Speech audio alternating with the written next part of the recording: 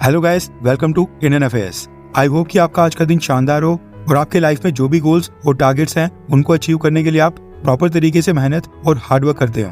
आज 26 मार्च के दिन कोई भी सिग्निफिकेंट डे नहीं है, इसलिए हम सीधा दिन की टॉप 10 अपडेट्स की तरफ बढ़ते हैं। सबसे पहली अपडेट आ रही है खालिस्तान मसले को लेकर, और इसको डिस्कस करने से पहले आप ये छोटी सी वीडियो देखें और सुने कि सिख फॉर जस्टिस के हेड गुरपतवंत सिंह पन्नू का क्या कहना है और वो इस वीडियो में क्या बोल रहा है। दूजा, अरविंद केजरीवाल ਜਿਹੜੇ ਆਪਣੇ ਆਪ ਨੂੰ ਇਮਾਨਦਾਰ ਭਾਰਤੀ ਹਿੰਦੂ ਦੱਸਦੇ ਐ, ਉਹ ਬੇਈਮਾਨ ਭਾਰਤੀ ਹਿੰਦੂ ਤੋਂ ਵੀ ਖਤਰਨਾਕ ਨਿਕਲੇ। 2014 ਤੋਂ ਅਰਵਿੰਦ ਕੇਜਰੀਵਾਲ ਜਦੋਂ ਇਹਨਾਂ ਦੇ ਕੋਲ ਸੱਤਾ ਨਹੀਂ ਸੀ, ਅਮਰੀਕਾ ਆਉਂਦਾ ਔਰ ਇੱਥੇ ਵਾਅਦਾ ਕਰਦਾ ਨਿਊਯਾਰਕ ਦੇ ਵਿੱਚ ਖਾਲਿਸਤਾਨੀ ਪੱਖੀ ਉਹਨਾਂ ਧਿਰਾਂ ਦੇ ਨਾਲ।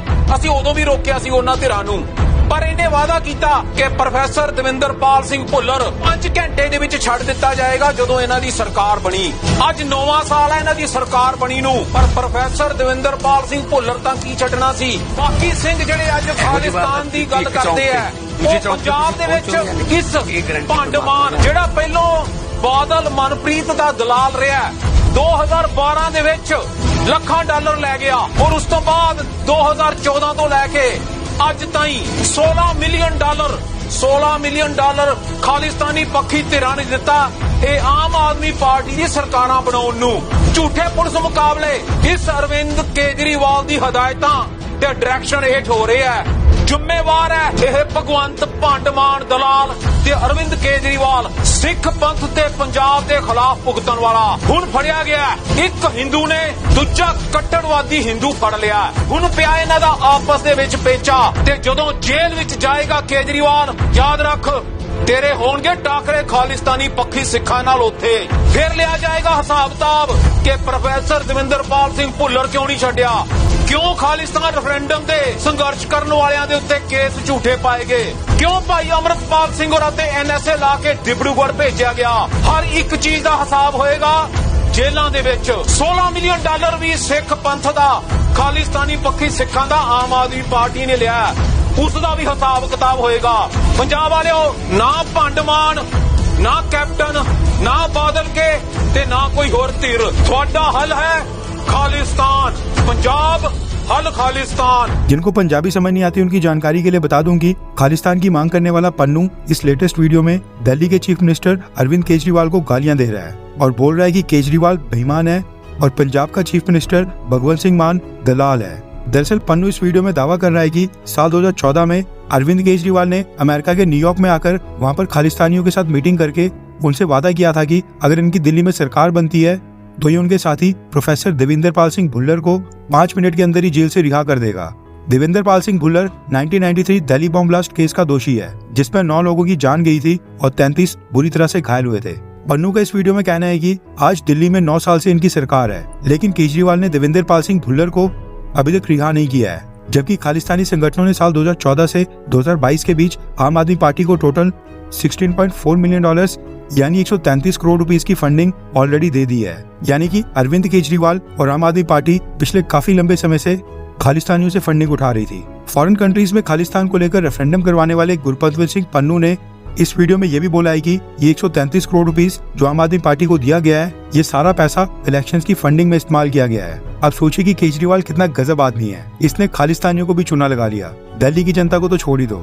आज की दूसरी अपडेट आ रही है हमारे विदेश मंत्री डॉक्टर एस जयशंकर सर को लेकर। दरअसल जयशंकर सर ने भारत और रशिया की दोस्ती के ऊपर एक स्टेटमेंट जारी की है, जिसमें उन्होंने वेस्टर्न देशों को बताया है कि भारत और रशिया के बीच इतने करीबी संबंध इसलिए हैं क्योंकि दोनों देश एक दूसरे के हितों की रक्षा करने के लिए एक्स्ट्रा केयर करते हैं। हम दोनों ही देशों के बीच एक कॉन्फिडेंस है, यानी भारत को रशिया के ऊपर भरोसा है और रशिया को भारत के ऊपर। जयशंकर सर ने ये स्टेटमेंट सिंगापुर में दी है।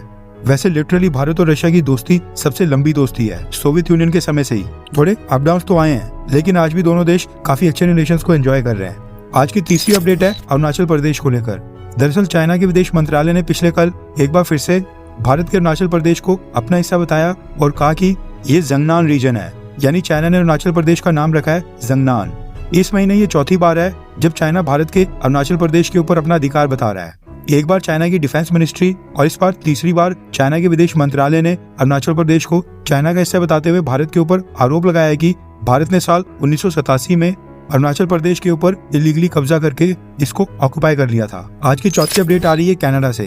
रिपोर्ट के मुताबिक कनाडा के 2 बड़े pension funds Canada pension plan investment board और Ontario teachers pension plan board ने भारत के नेशनल हाईवेज इंफ्रास्ट्रक्चर ट्रस्ट में $438 मिलियन की इन्वेस्टमेंट की है, जो कि भारतीय करेंसी में तकरीबन 3,640 करोड़ रुपीस बनते हैं। शायद कनाडा के पेंशन फंड्स को पता है कि भारत की इकोनॉमिक ग्रोथ किस तेजी से हो रही है। काश इस चीज का एहसास उनके प्राइम मिनिस्टर जस्टिन ट्रूडो को भी होता, तो वो भारत के ऊपर बेसलेस आरोप कभी नहीं लगाते और अपने देश में खालिस्तानियों को ना पालते। आज की 5वीं अपडेट आ रही है इंडियन नेवी को लेकर।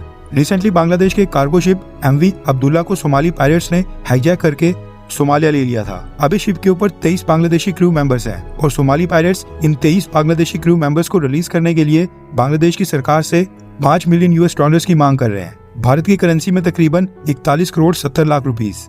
फिलहाल तो बांग्लादेश की सरकार ने सोमाली पायरेट्स की डिमांड अभी तक एक्सेप्ट नहीं की है, लेकिन इस बीच इंडियन नेवी की तरफ से एक स्टेटमेंट आई है जिसमें उन्होंने कहा है कि आज से ठीक 10-12 दिन पहले मार्च 14 को इंडियन नेवी ने MV अब्दुल्ला कार्गो शिप को इंटरसेप्ट कर लिया था और वो अब इसको फॉलो अप कर रहे हैं। इंडियन नेवी ने अपनी स्टेटमेंट में कहा है कि ये इंडियन ओशन का रीजन है और इंडिया के नाम के ऊपर इसका नाम रखा गया है। ऐसे में इंडियन नेवी कोई एक्शन नहीं लेगी तो कौन लेगा। रिपोर्ट्स के मुताबिक MV रुएन शिप की तरह MV अब्दुल्ला शिप को रेस्क्यू करने के लिए भी इंडियन नेवी अपने मार्कोस कमांडोज के साथ एक ऑपरेशन कर सकती है। अब जैसे ही खबर सोशल मीडिया के ऊपर आई, ट्विटर के ऊपर कुछ लोगों ने इसका विरोध करना स्टार्ट कर दिया और कहा कि बांग्लादेश के लोग तो इंडिया आउट कैंपेन चला रहे हैं, भारत के मेड इन इंडिया प्रोडक्ट्स को वहां पर बायकॉट किया जा रहा है, इसलिए इंडियन नेवी को बांग्लादेशी क्रू मेंबर्स को रेस्क्यू नहीं करना चाहिए। इंडियन नेवी को बिना फालतू में अपने ट्रूप्स को डेंजर और रिस्क में नहीं डालना चाहिए। इसके ऊपर आपकी क्या राय है? क्या बांग्लादेश के क्रू मेंबर्स को रेस्क्यू करना चाहिए, हाँ या फिर ना? नीचे कमेंट करके अपनी राय बताएं। आज की 6th अपडेट आ रही है यूक्रेन से। दरअसल पिछले कल यूक्रेन के विदेश मंत्री दमित्रो कुलेबा ने भारत को होली की शुभकामनाएं देते हुए एक वीडियो रिलीज की। ये वीडियो यूक्रेन में किसी जगह के ऊपर महात्मा गांधी की मूर्ति के सामने शूट की गई है और यूक्रेन के विदेश मंत्री ने कहा है कि वो इस हफ्ते भारत आ रहे हैं और वो भारत के साथ अपने रिश्तों को और भी गहरा करना चाहते हैं। होली के ऊपर इस तरह की वीडियो जारी करके यूक्रेन ने भारत को पहली बार इस स्पेशल तरीके से शुभकामनाएं दी हैं और यूक्रेन युद्ध स्टार्ट होने के बाद यूक्रेन के विदेश मंत्री पहली बार भारत के दौरे पर आ रहे हैं। आज की 7th अपडेट आ रही है रशिया से। दरअसल रशिया के कॉन्सर्ट हॉल के ऊपर जो हमला हुआ था उसकी जिम्मेदारी आतंकी संगठन ISIS ने ली थी।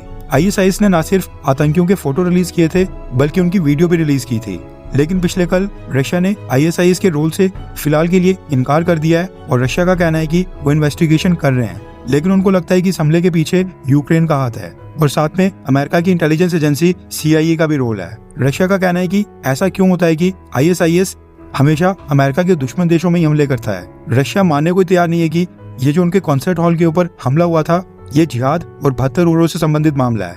आज की 8वीं अपडेट आ रही है इजराइल और अमेरिका को लेकर। दरअसल पिछले कल यूनाइटेड नेशन सिक्योरिटी काउंसिल में 10 देशों ने इजराइल के खिलाफ एक रेजोल्यूशन लाया था। इस रेजोल्यूशन में इजराइल को रमजान के महीने के लिए गाजा में इमीडिएट सीज फायर करने के लिए कहा गया था, यानी रमजान के लिए युद्ध रोकने के लिए कहा गया था। इस रेजोल्यूशन के पक्ष में यूएन सिक्योरिटी काउंसिल के 15 में से 14 देशों ने वोट किया। बस एक अकेला था अमेरिका जिसने वोटिंग से एब्सटेन किया, यानी न इस रेजोल्यूशन के पक्ष में वोट किया और न ही विरोध में। जबकि इजराइल ने अमेरिका से कहा था कि वो इस रेजोल्यूशन के खिलाफ यूएन सिक्योरिटी काउंसिल में वीटो का इस्तेमाल करके इसको ब्लॉक कर दे, लेकिन अमेरिका ने वीटो का इस्तेमाल नहीं किया और वोटिंग से बाहर रहकर एब्सटेन किया। अब इस वजह से पिछले कल इजराइल के प्रधानमंत्री बेंजामिन नेतन्याहू ने अपनी अमेरिका की विजिट को अचानक से कैंसिल कर दिया है। रिपोर्ट के मुताबिक नेतन्याहू 2-3 दिन के बाद अमेरिका जाकर जो बाइडेन से मिलने वाले थे, लेकिन अब उन्होंने ये विजिट कैंसिल कर दी है। आज की 9th अपडेट आ रही है फ्रांस से।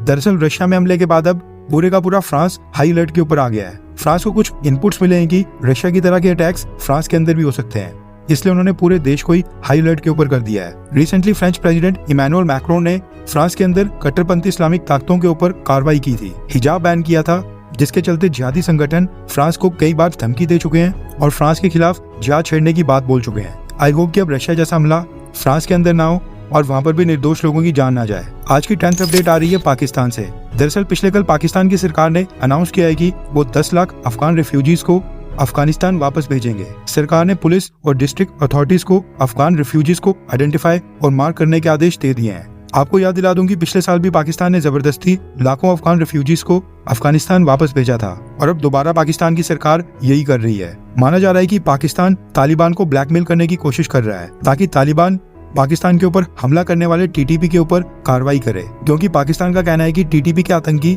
पाकिस्तान के ऊपर हमला करने के बाद वापस से अफगानिस्तान की बाउंड्री के अंदर चले जाते हैं। अफगानिस्तान के रिफ्यूजीज को वापस से अफगानिस्तान भेजना ये एक तरह से ब्लैकमेल इसलिए है क्योंकि अगर आज की डेट में लाखों लोग अफगानिस्तान वापस जाते हैं तो वहाँ पर केओस और भी बढ़ेगा। वहाँ पर जॉब्स पहले नहीं है, लोगों के बिजनेसेस चल नहीं रहे हैं, आमदनी बढ़ नहीं रही है और अगर 10 लाख लोग और अफगानिस्तान के अंदर एंटर होते हैं तो इससे सिचुएशन और भी खराब होगी।